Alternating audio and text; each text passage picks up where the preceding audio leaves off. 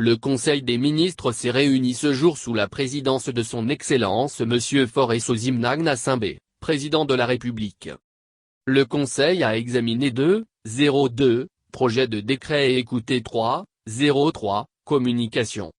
Au titre des projets de décret, le Conseil a examiné en première lecture un projet de décret portant réglementation de la caution, de la garantie de loyer et du bail d'habitation. L'objet du projet de décret est de plafonner la caution et la garantie de loyer et de fixer les procédures relatives au bail d'habitation. Face aux difficultés d'accès au logement liées notamment à la faiblesse de l'offre de logement qui entraîne des spéculations, il est apparu nécessaire de mieux encadrer ce secteur.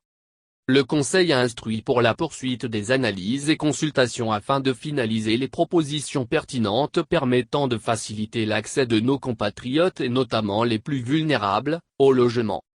Le Conseil a adopté un second projet de décret fixant les modalités d'application de la loi N-2021-005 du 1er avril 2021 relative au casier judiciaire national automatisé.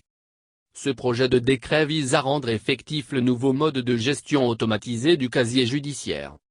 Pour rappel, ce projet permet que la demande et l'obtention du bulletin du casier judiciaire soient totalement dématérialisées.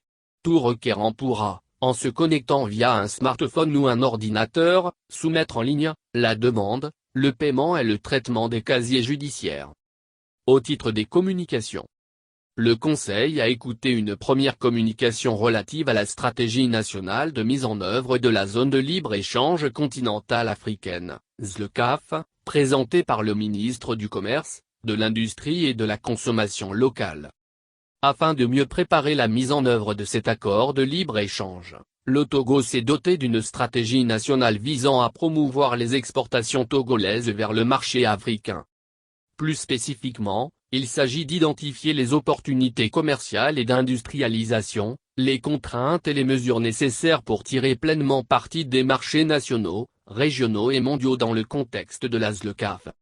Le Conseil a écouté une seconde communication relative à la redynamisation des services de la Direction générale de la météorologie nationale, présentée par le ministre des Transports routiers, aériens et ferroviaires.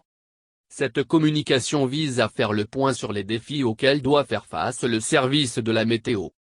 Le Conseil des ministres, tenant compte du caractère stratégique de la météo qui fournit des informations notamment pour la protection civile, l'agriculture, le transport aérien, la surveillance maritime, a autorisé la poursuite de la réflexion pour la redynamisation des services météo et la transformation à moyen terme de cette direction en Agence nationale de la météo.